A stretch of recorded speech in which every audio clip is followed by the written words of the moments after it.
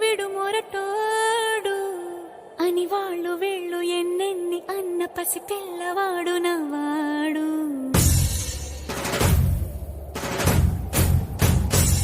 విడు ముండోడు అని ఊరు వాడ అనుకున్న గాని మహారాజు నాకు నవ్వాడు.